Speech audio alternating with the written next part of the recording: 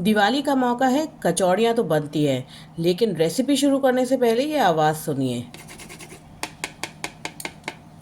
अगर आप भी चाहते हैं बिल्कुल इसी तरह खस्ता कचौड़ियाँ बनाना तो वीडियो एंड तक ज़रूर देखिएगा। तो हेलो एवरीवन, मैं हूँ अंकिता और आप ही मेरे चैनल अंकिता's फूड यार्ड पे। तो कचौड़ी की फिलिंग हमने बनाई थी उड़द दाल से। तो उड़द दाल को मैंने रात भर भिगो करके रख लिया था। दूसरे दिन सुबह हमने इसे पीस लिया, लेकिन इसमें कोई एक्स्ट्रा वाटर ऐड नहीं किया। बस पानी में से निकाल करके इसे सीधे ग्राइंडर में डाल दिया और इसका बना लिया है कोर्स सा मिक्सचर। तो यहाँ देखिए मैं आपको दिखा रही हूँ, बिल्कुल इसको फाइन करने की ज़रूरत नहीं है, हल्का सा ही इसको पीसेंगे। और चलिए इसको अब भून लेते हैं। तो हमने यहाँ पे चढ़ा दी है कढ़ाई। कढ़ाई में डालेंगे तेल, 2 से 3 चम्मच तेल आप डाल दीजिए। मैंने रिफाइंड ऑयल लिया है। और ये जो कढ़ाई आपकी मोटे तले की होनी चाहिए ताकि नीचे चिपके नहीं। और इसमें सबसे पहले हम डालेंगे हींग और साथ ही मैंने यहाँ पे डाला है सौंफ। सौंफ को मैंने हल्का सा भून करके दरदरा सा पीस लिया था। और उसके बाद हम यहाँ पे डाल देंगे जीरा पाउडर।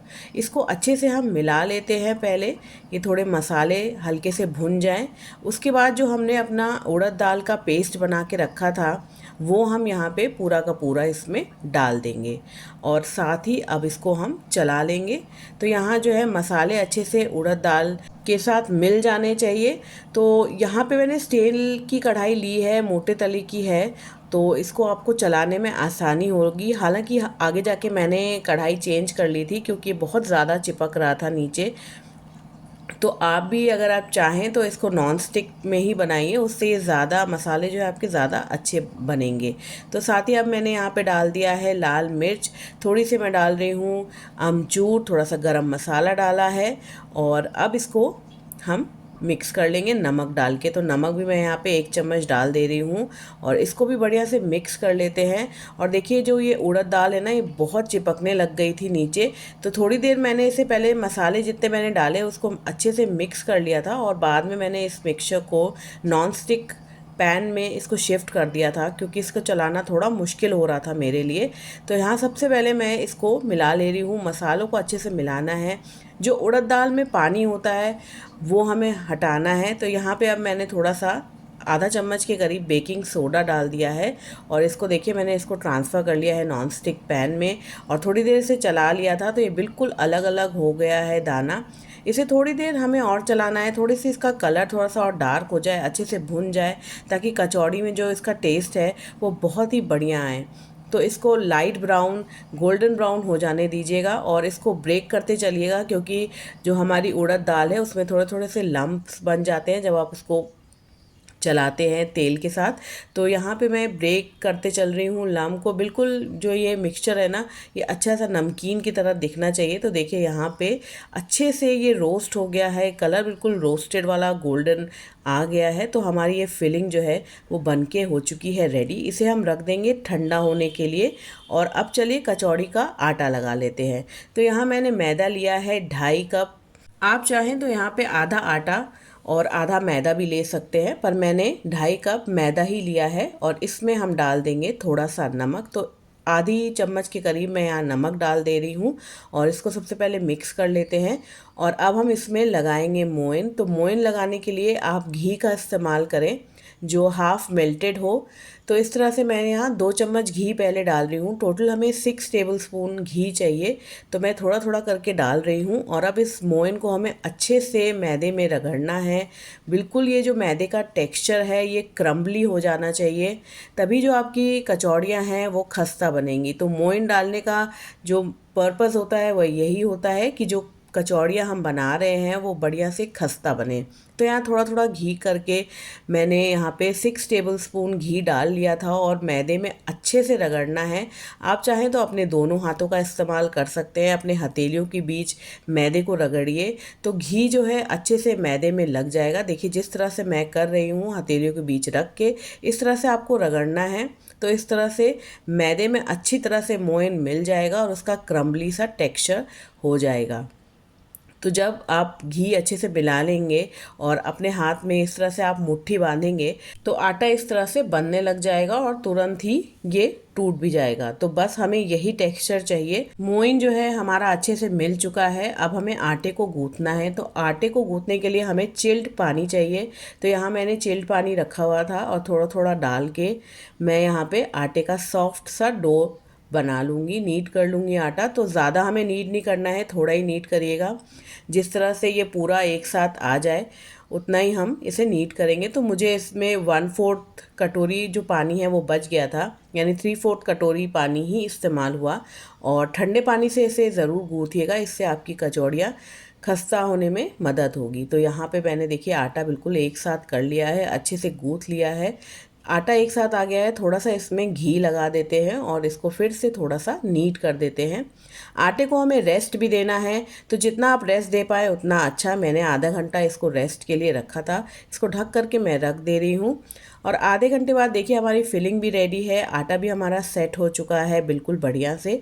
तो चलिए फटाफट से यहाँ पे बना लेते हैं कचौड़ियाँ। और देखिए फिलिंग का कितना बढ़िया टेक्स्चर आया है। तो कचौड़ियाँ बनाने के लिए सबसे पहले आटे में से एक लोई ले लेंगे छोटी सी, और उसको जिस तरह से हम आलू का पराठा बनाने के लिए डो को प्याली की शेप में शेप करते हैं, उसी तरह से यहाँ छोटी सी लोई लेकर के उसको प्याली की शेप में शेप करेंगे उसको और उसमें फिलिंग भरेंगे। तो फिलिंग जो है आपको अच्छी से भरनी है, ना तो फिलिंग बहुत ज़्यादा होनी चाहिए और ना ही कम होनी चाहिए। अगर ज़्यादा होगी तो वो जब आप तलेंगे कचौड़ियों को तो वो कचौड़ी से बाहर निकल जाएगी। अगर कम होगी फिलिंग तो खाने में कचौड़ियाँ इतनी मज़ा नहीं आएंगे। तो यहाँ देखिए मैंने इस तरह से शेप कर लिया है और यहाँ हमें बेलन की ज़रूरत नहीं, इसी तरह से हाथ से हम शेप कर लेंगे, फिलिंग भर देंगे बढ़िया से। तो मैंने यहाँ पे फिलिंग भर के चारों तरफ से जो ये कॉर्नर्स है इसको मिला ले रही हूँ। बढ़िया से इसको बंद करना है, सील कर दीजिए बिल्कुल बढ़िया से। फिलिंग को अंदर प्रेस करते रहिए और साथ ही जो भी किनारे हैं उसको प्रेस करके एक साथ लाइए। और जिस तरह से हम मोदक बनाते हैं और एक साथ लाते हैं उस तरह से कर दीजिए और इसको दबा दीजिए। और इसे हमें बेलने की ज़रूरत नहीं है, इसी तरह हथेलियों के बीच दबा करके इसको थोड़ा सा बड़ा कर लीजिए। और ये जो कचौड़ियाँ हैं ना, ये हमारी बन के तैयार है, बस अब इन्हें हमें फ्राई करना है। तो इसी तरह से मैंने कचौड़ियाँ बना ली थी, 3 से 4 कचौड़ी एक बार में बना करके मैं फ्राई करूँगी। तो देखिए बढ़िया से ये कचौड़ी हाथों के बीच इसे प्रेस कर लिया है। और अब चलिए इसको बना लेते हैं। और कचौड़ियाँ भी मैं इसी तरह बना लेती हूँ। तो थोड़ी सी कचौड़ियाँ मेरी तैयार हो गई हैं। चलिए मैंने दूसरी तरफ कढ़ाई में घी भी डाल दिया है, तेल डाल दिया है। रिफाइंड ऑयल का इस्तेमाल कर रही हूँ मैं। और तेल ना ज़्यादा गर्म होना चाहिए और ना ही बिल्कुल ठंडा होना चाहिए। जिस तरह से आप इसमें आटा डाल के देखेंगे तो हल्के हल्के से बबल्स आ रहे हैं, बस ये बिल्कुल सही टेम्परेचर है। तो यहाँ मैं कचौड़ियाँ अपनी डाल दे रही हूँ तेल में और आप देख रहे होंगे हल्के हल्के से जो बबल्स हैं वो कचौड़ी की साइड में आने लगे हैं। तो बस अब हमें इसे इस तरह रख देना है। अभी इसे हम डिस्टर्ब नहीं करेंगे। जब कचौड़ियाँ नीचे की साइड से पकने लग जाएंगी तो ये अपने आप ऊपर उठ के चली आएंगी, तेल में ये तैरने लग जाएंगी। तब हम इसको फर्स्ट बार टर्न करेंगे और फिर अलट पलट के दोनों तरफ से ब्राउन होने तक इसे हम सेक लेंगे। तो यहाँ पे आप देख रहे होंगे जो पहली कचौड़ी मैंने डाली थी वो जो है ऊपर आने लगी है, तैरने लगी है। दूसरी कचौड़ी भी इसी तरह ऊपर हल्की सी आने लगी है। बस इसी तरह ये चारों कचौड़ियाँ जब ऊपर तेल में तैरने लग जाएंगी तब मैं इनको पलट दूंगी। और यहाँ पे आपको एक बात ध्यान रखनी है, जब आप पहला बैच कचौड़ी का तल के निकाल लें तो तेल बहुत गर्म हो जाता है। तो थोड़ी देर के लिए 2 से 3 मिनट के लिए आप फ्लेम ऑफ कर दीजिएगा और टेम्परेचर जो है तेल का वापस से नॉर्मल आने दीजिएगा, तब फिर अपना दूसरा बैच यहाँ पे तलिएगा। तो यहाँ देखिए सारी कचौड़ियाँ मेरी तेल में ऊपर आ गई हैं। अब मैं थोड़ा सा तेल इनके ऊपर डाल रही हूँ, थोड़ा सा स्प्लैश कर दे रही हूँ ऑयल।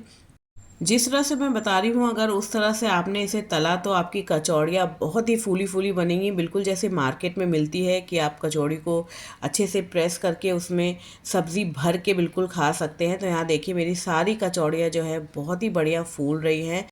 बस अब हमें इन्हें पलट देना है। बस इसी तरह नीचे से जब ये ब्राउन हो जाएंगी फिर एक बार पलट देंगे और इनको गोल्डन ब्राउन होने तक हम तल लेंगे। इसे जो है हम लो फ्लेम पे ही तल रहे हैं, इसे मीडियम भी मैंने नहीं किया है और लो फ्लेम पे ही इसे ब्राउन होने दे रहे हैं। तभी जो आपकी कचौड़ियाँ हैं वो बहुत ही खस्ता बनेंगी और ज़्यादा देर तक ये खस्ता रहेंगी। तो देखिए ब्राउन हो गए थे नीचे से, मैंने इन्हें एक बार फिर से पलट दिया है। हल्का सा इसको और तलेंगे, थोड़ा सा और गोल्डन ब्राउन कलर आ जाएगा इनका, तब जो है हम इन्हें निकाल करके किसी टिश्यू पेपर पे रख लेंगे ताकि जितना भी एक्स्ट्रा घी है या तेल है वो एब्जॉर्ब हो जाए। तो यहाँ देखिए मेरी कचौड़ियाँ बढ़िया से यहाँ तल गई है। चलिए इनको निकाल के रख लेते हैं। और बिल्कुल इसी तरह से मैंने इसके बाद फ्लेम ऑफ कर दिया था, और उसके बाद जब टेम्परेचर ऑयल का थोड़ा सा डाउन हो गया फिर मैंने अपना सेकेंड बैच यहाँ पे डाला था। तो चलिए मैं अब निकाल लेती हूँ अपनी ये कचौड़ियाँ बाहर। मैंने इन्हें टिश्यू पेपर पे किचन टॉवल जो होता है उस पर रख दिया था ताकि जितना भी एक्स्ट्रा ऑयल है वो एब्जॉर्ब हो जाए। कचौड़ियाँ बन के रेडी हो चुकी हैं, बहुत ही क्रंची है, बहुत ही क्रिस्पी है, जैसे आपने वीडियो के शुरू में सुना होगा। और मैंने इसी तरह सारी कचौड़ियाँ तल के तैयार कर ली थी। तो अगर आपको रेसिपी पसंद आई हो तो इसे एक लाइक ज़रूर कर दीजिएगा। चैनल पे नए हो तो सब्सक्राइब करना मत भूलिएगा। और यहाँ देखिए मैं आपको फिलिंग दिखा रही हूँ, अंदर कितनी बढ़िया से भरी हुई है। कोई ये नहीं बता पाएगा कि ये घर की है या मार्केट की। तो इस दिवाली इन्हें बना के ज़रूर एंजॉय करिएगा। मैं मिलूंगी आपसे नेक्स्ट वीडियो में नई रेसिपी के साथ। तब तक के लिए bye bye and happy Diwali.